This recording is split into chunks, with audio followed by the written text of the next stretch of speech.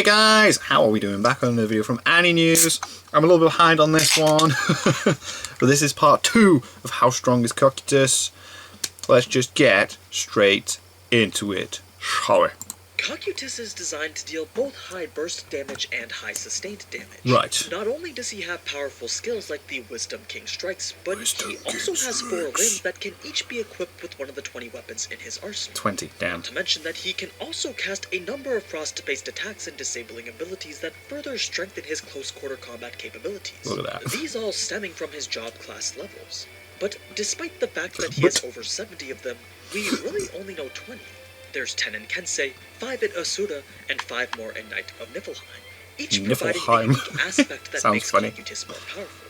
So let's take a look at exactly what those are and finish off this character profile by examining the rest of his build, abilities, and equipment. Cool. Then, by the end, hopefully you'll finally have an answer to the title question of how strong is Cocytus. Starting with the first job class of Kensei, translating directly to Sword Saint. It is an ancient Japanese honorary title bestowed upon Japanese swordmasters who possess truly legendary and incomparable skill. So legendary, in fact, that it implied that only one person could have the title at any one time. Oh, wow. The word saint is used in the translation to imply that the skill of the swordsman transcends that of the material world. One of the most famous Kensei in Japanese history you may recognize from Fate Grand Order as Miyamoto Musashi. A well-known warrior I'm only just getting into big ghost stuff. And had an undefeated dueling record of 61 straight victories. Drawing from this, a sword saint in the context of Overlord is likely an uncommon job class, as in one that maxes out at 10 levels and is only available to those with specific kinds of classes, which at this point seems to be fighter-type classes.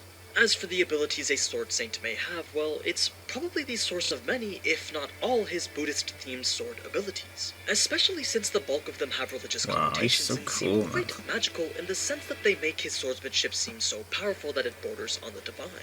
So, what exactly are these Buddhism-related sword skills? Well, first is Akalanata, or in Japanese, Fudo Myogeki, meaning a movable Wisdom King Strike. A move created through a combination of 2 skills called Fudo's Binding and Kurikara Ken, the Divine Dragon Sword. Fudo's Binding would first summon a ghostly apparition of the immovable Wisdom King, which would work to debuff the target's evasion.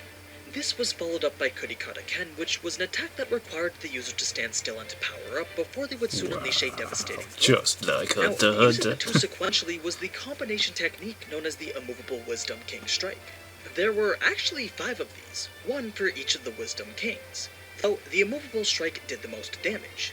And given that it is a Buddhist-themed attack, it makes sense that the strength of the evasion debuff and the damage dealt scaled proportionally with the lower the opponent's karma rating, meaning beings like Ainz or Demiurge would be affected the most. Yeah. Anyway, each of the 3 names all reference the same so the more evil you are, the more Buddhism, effective it is. Fudo-myo is one of the Wisdom Kings, often depicted wielding a sword to slice through ignorance and a lasso to bind demons. Akalanata refers to the ancient Mahayana deity. There's a lot of information in this video. One that was adopted into Indian Buddhism as the Wisdom King Akala. Finally, the Kurikara sword references the Dragon King Kurikara Fudo, which is just another personification of the Wisdom King Fudo. In this form, he is depicted as a dragon wrapped around a large divine sword. According to legend, Fudo had to fight the representative of a different religion, and so changed himself into a giant flaming sword in order to swing himself at his opponent. Of course. When the opponent did the same, the 2 became locked in a stalemate. So Fudo transformed into the Dragon King, then wound himself around the sword and slowly devoured it, granting him what we now know as the Sword of Wisdom. And it's with this sword that Fudo cuts away the 3 poisons: greed, hatred, and delusion. That's why when Cocytus uses this skill, his battle cry is, "Destroy the 3 poisons, Kurikara sword." Oh, cool. However, that single immovable Wisdom King strike isn't the end-all be-all for his attacks. It's actually the first hit in a multi-part combo called the Bright King Combo. This entails performing each of the Wisdom King strikes in quick succession, and it's a move where the 5 Wisdom Kings would be summoned, and each would strike the opponent with a special attack. When all 5 are summoned, they will then form a circle around the opponent and stretch their hands forward, restraining any opponent whose karma value is negative, opening up a window for the user to freely perform another attack of their choice. So, this combination technique was naturally quite powerful, as it could potentially penetrate the immunities that one would typically expect raid bosses to have. As such, it could only be performed once a day. This was the favorite combo of warrior Takemakazuchi. Right. He would regularly use it in raids in conjunction with other techniques from other party members. That's cool. For one, he would have them use their ability to set their opponent's karma rating far past the normal lowest wow, of so it'd be more effective. and change it all the way to -1000. This in turn would maximize the damage and debuffs received. Wow, that's sick. I like Because it was that. such a strong attack that fit his build so well, Takemakazuchi made sure his creation could perform at least the first part of it.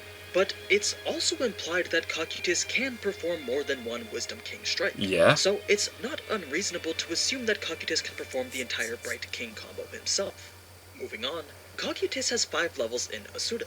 Asura are a class of divine beings in Hinduism.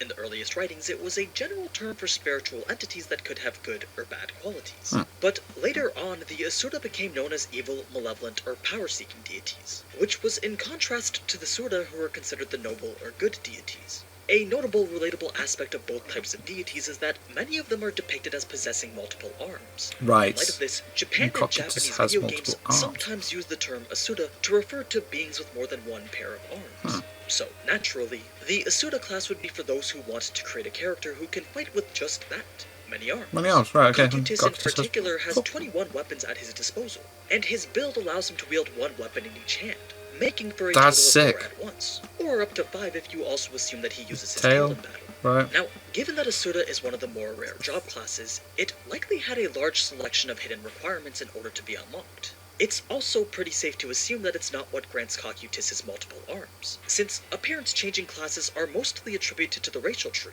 not the job tree. Taking that into account, my guess would be that Asura is a class only available to heteromorphic races that possess Considering as well that, arms. like, within the game, you once can a have character rings had that this do, like, attribute OP and other stuff, requirements like and he's dual got, weapon like, combat 4 skills and arms. the Asura class would Although then be each unlocked hand, and I've give just the user noticed as I the say ability that, to it does fight have more than 2 less weapons at a time. fingers. I mean, quad wielding is certainly an extremely powerful Fingers. ability that would massively increase your DPS, so it makes sense for it to be locked behind numerous obscure requirements. Aside from this, though, It'd be there is so one OP if other everyone could just ability have it. possessed by Cocytus that could have been provided by the Asura class, and that's Razor Edge Rasetsu. Razor Edge Rasetsu refers to Rasetsu. Rakshasa, a race of ferocious man-eating demons in Cool. Indian mythology. Rakshasa, like much of Hinduism, would end up incorporated into Indian Buddhist mythology, which would then later be adopted into Japanese Buddhism. The Japanese pronounced Rakshasa as Rasetsu, leading to the name Razor Edge Rasetsu. In Japanese fantasy and shonen fiction, the word Rasetsu is often used as a cool-sounding name to imply something dark, sinister, mysterious, or dangerous, and has since lost much of its connection to Buddhism. Now, as an ability, its function is unknown, but it appears to be a self-buff skill. The Razor Edge portion of the name hints at some kind of power-up, and it's known to be used while Cocytus is casting cold and wind spells, presumably in order to improve them some way. Speaking of cold magic, let's now move on to Night of Niflheim.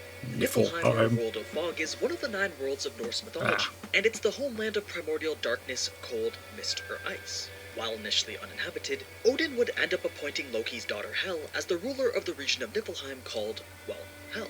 It's from this that the word Hel became associated with the underworld, the place for the souls of those who did not die glorious deaths in battle and therefore couldn't enter Valhalla. There's very clearly some interesting parallels between Cocytus's namesake and this Niflheim class, especially since both words relate to an icy cold underworld. Yeah. However, Norse mythology doesn't have any mention of a group of knights in service to Hel in Niflheim, at least from what we could find anyway, unless the name itself is more of a reference to the warriors who didn't die a hero's death. If so, that would be a rather ironic title for Was that Cocytus, Dante's Inferno, especially though? given his overall design theme. So, this leads me to believe that the primary connection here is just the cold environment of Niflheim itself. As implemented in the game of Yggdrasil, a Knight of Niflheim would probably be Wow, quite that's proficient thingy both from in the cold and World of wind. Warcraft, isn't it? They could potentially fight or buff themselves with ice spells, have protection from ice damage, survive icy weather, use the temperature to afflict their enemies with debuffs, block attacks with barriers of ice, and I'm sure more of that sort of thing. The name itself also implies it would generally entail close-range abilities, as the class was most likely intended for warriors who wanted to supplement their close-range fighting abilities with ice magic. Cool, We that do in was fact awesome. know of one such ability possessed by Cocytus that is directly granted by Knight of Niflheim. It's the passive ability called Frost Aura. This makes his surroundings extremely cold, dealing continuous ice damage and slowing nearby creatures. At full power, it could reach a distance of well Pretty beyond decent 30 thing to meters. have as well, though. Naturally, for a close combat warrior, an area of effect slow aura is a pretty useful ability. Of course, in the New World, extreme cold damage wouldn't just subtract a number off the opponent's HP bar. It could go so far as to outright freeze nearby creatures, or at least give them severe frostbite as demonstrated against lizardmen. Yeah. As we saw, only the tribal chiefs who were a relatively high level survived the attack. Cocytus himself is actually immune to the cold. As we mentioned before, whether this was a special ability that warrior Takemikazuchi added to his exoskeleton, or just a special passive from a class like Knight of Niflheim is unknown. But this would no doubt ensure that Cocytus himself would not be affected by the Which is very handy. Already avoid friendly I mean, Jesus Christ, could you imagine? This is a genuine concern in the New World. Unlike Yggdrasil, friendly fire was enabled. So it's fully possible that your own abilities could damage yourself, and even your own allies. Fortunately, most of the servants of Nazarick, including all of the undead, were immune. But even if they weren't, Cocytus does have limited control over the effects and range of the aura. He normally has it virtually shut off, having it only affect a small area around him with a cold chill. Anyway, Frost Aura is the only confirmed ability associated with Knight of Niflheim, but he does have a number of other powerful cold spells that could come from it as well. Piercing Icicle launches a shotgun blast of icicles the size of one's arm to rain down on the opponent. She's so freaking OP in that This offensive spell anime, would be effective against groups at close range, or it could be used to deal a powerful blow to a single target. The name itself also implies some kind of armor-penetrating quality. Second is Ice Pillars. This was also used against the Lizardmen to produce these giant Such a ice good pillars fight. that would act Cocytus as a versus the wall. Lizardmen was amazing. Cocytus basically told the Lizardmen that if they crossed the threshold that these pillars marked, then they would die. Its actual purpose, though, is unknown, but I'm sure it could be used to entomb enemies. It's nice that he told them that. Gave them the choice. Another ability that Cocytus is mentioned to have is Cold Breath. Though in Of course, he's cold man. in a cone-shaped area of effect from his mouth. Then, finally, the last known spell, and one of his most powerful, is Frostburn Smite. This projects a blast of icy cold wind over a short distance to freeze opponents in place and deal considerable damage. If it succeeds, the frozen enemies can be easily shattered into pieces with a follow-up blow. In this respect, the ability may function similarly to an instant kill spell like Ainz's Grasp Heart. Enemies not outright immune to the effect who also fail to resist the spell would effectively be killed instantly or at least removed from battle. Which brings us to the end of everything about his job classes and abilities. But what about his weapons and armaments now? Well, Oh, is that what he looks like without the usual exo? weapon is the Decapitation Fang, a large silvery blue halberd that he is normally seen holding in the anime, as well as his favorite weapon to use in regular combat. Little is known about this weapon, though the name Decapitation Fang may be a reference to the special weapon property in Dungeons & Dragons called Vorpal, which has a 5% chance of instantly killing your opponent via decapitation on a successful hit. But then again, it could just be a cool-sounding name. Halberds were typically used as a combination of a poleaxe and a spear. The leverage provided by wielding it in two hands to make a large chopping motion look at would that. cleave through shields and armor, while the spear tip could keep opponents at bay from a distance. It gave the user the ability to engage from beyond the reach of a regular one-handed weapon. But since it required two hands, the wielder couldn't use a shield. That said, Cocytus as a level 100 NPC undoubtedly has the strength to effortlessly cleave through any creature in the New World, even while wielding Decapitation Fang with only one hand. If he were, for instance, in a sparring match with a level 100 NPC, especially a close combat specialist with high defenses like Albedo or Sebas, he would most likely have to use it two-handed in order to penetrate their defenses with overwhelming force. Then, with his two other arms, he could wield two other blades over one That's other amazing, yeah, so he can still two-handed dual weapon at the wield. same time. It really all came down to the type of Whilst situation that he was in, wielding and some of his another weapon repertoire were no two-handed. doubt large weapons like the Decapitation Fang, ones that were intended for use against durable melee frontliners and tanks, while others were known to be thin, fast katana-like weapons that could be swung more rapidly and quickly decimate more lightly armored opponents. We got to see one of these katana-like weapons in action while fighting the Lizardmen. Cocytus had pulled out what's called the Royal Godslayer Blade, a tachi, which is the Japanese equivalent of a longsword, measuring over 180 centimeters in length. Naturally, a sword that's 1.8 meters long would be far too massive for a God, he looks so typical cool in that picture. but That's given amazing. that we're talking about Cocytus, who's 2.5 meters tall, it's actually the perfect size. Of all the weapons that Cocytus owned, this one was the sharpest, and it was the one that Cocytus revered the most. You see, Takemikazuchi had left it to him, presumably after Wow, acquiring yeah, the that weapon. would be So, because it was a valuable rather possession special. of the creator, Cocytus would only draw it for an opponent whose warrior spirit he respected. Now, aside from these, we don't know too much else about his other equipment. We do, however, know that after the Shaltir incident, he was given one of two world items, either Hygeia's Chalice or Billion Blades. both of which have unknown abilities. Though, if I had to guess, I'd say Billion Blades was the one given to Cocytus, since it sounds like something straight out of Fate's Stay Night. Yeah. Something similar to the Gate of Babylon. Oh my god, yeah, could you imagine? So, perhaps it gives the user the ability to create large quantities of weapons or maybe even switch them out instantly on the fly. That could have been how he was able to draw the Royal Godslayer blade out of what seemed to be thin air. If that was the case, then it would definitely be a useful tool for Cocytus and his collection of over 20 weapons. So, now that we know everything there is to know about Cocytus' abilities and gear, let's quickly recap everything that I've mentioned over the past 4 videos and finally start to answer the question of how strong he is. As I said in the beginning, ultimately, Cocytus' build is designed to have both high burst damage and high sustained damage. Not only does he have powerful warrior skills that can push out a very high amount of damage in a short period of time, he also has 4 limbs that can each be equipped with powerful legendary class gear that can attack simultaneously.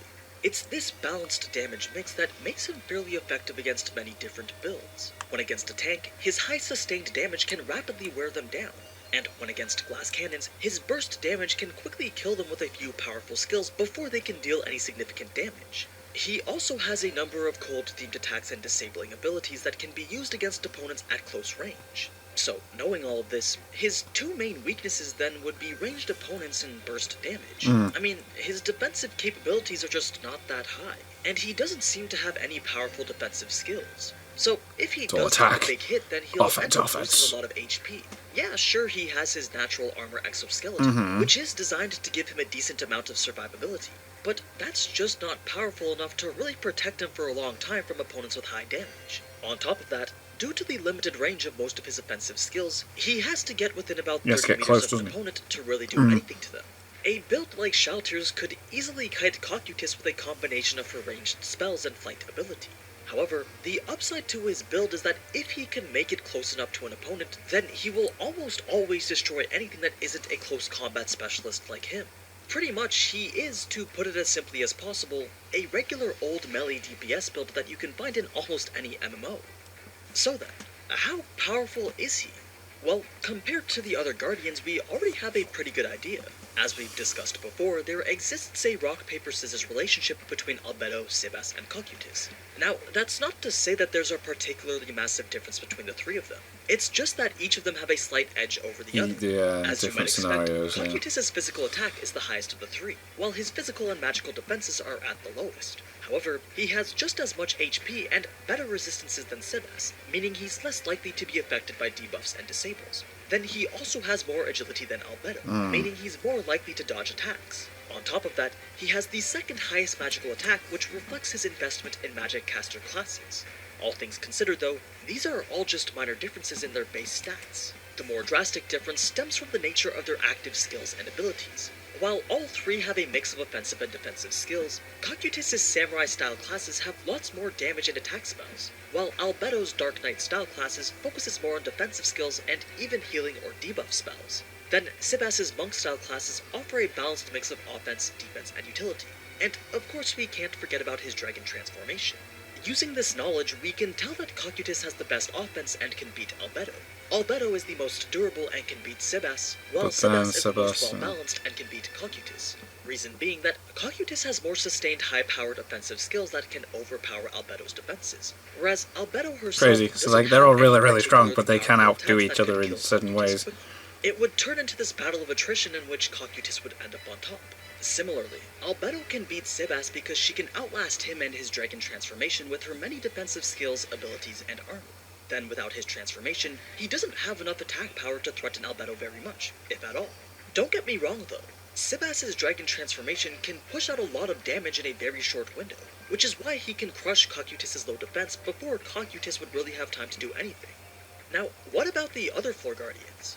Well, Shalter should be able to beat Cocytus thanks to her specialized 1v1 build, and Mare is the king of wide area offensive magic and could easily nuke him or just any like from other a distance, for that matter, with his powerful AoE nature magic. Demiurge could harass Cocytus from a distance with his summons and skills, but I suspect they would lack the offensive punch to really bring Cocytus down quickly. He would be forced to extend the fight as he would have to slowly whittle Cocytus down, which honestly fits quite well with his style of fighting anyway. Finally, how powerful is he compared to the New World denizens? Well, as with all level 100 NPCs, it isn't even a contest. He's pretty up there, basically like. outright immune to anything in the New World that isn't around the same power level as a centuries-old Dragon Lord or an awakened Godkin. This mostly in part to his immunity to both attacks and spells from any creature below around level 60. But overall, that's how strong Cocytus is. The only reason the Lizardmen lasted as long as they did was because Cocytus wanted to give them a somewhat noble death. He even let the two Shasha brothers take their absolute best shots against him. Now, if this same battle was against adventurers or the Theocracy Black Scripture, then it would have been over much, much quicker. I'm sure you can't imagine Cocytus giving those types of enemies enough respect to have the opportunity to fight back. They definitely would have just been one shot. Anyway, that's it for the main Floor Guardians. It's been a long time coming, but we finally did it. We did it. Of course, the Overlord videos aren't going to stop here. Jin4 and I definitely have other plans in the works. Just make sure that you stick around the channel so that you can see it when it comes out. Now, before I go, I'd like to thank Raid Shadow Legends once again for sponsoring this video. Don't forget, you can use the link in the description to start playing for free today. Anyway, as always, thank you so much for watching, and if you enjoyed this type of anime content, then you already know what to do. So, until next time, ciao. Well, that's all of it then. That's all the Overlord videos. Well, the Floor Guardian says he's got more videos on the way, which is going to be interesting, but I'm hoping for the Fate Go Babylonia Servant individual videos. Once I start actually getting into Fate Go Babylonia, my girlfriend's currently finishing Apocrypha. We are then going to watch the first Heavens Feel movie, because I have no other way of watching it except for buying it. Oh god, it nearly fell out the case.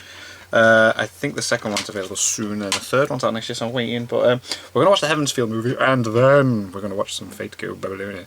But until then, thank you guys very much for watching. What do you guys think of that? What do you guys think of this? Click like, subscribe if you haven't already. Leave comments down below. Let me know what you should watch and discuss in future videos. I'll see you guys. It's all you guys next time.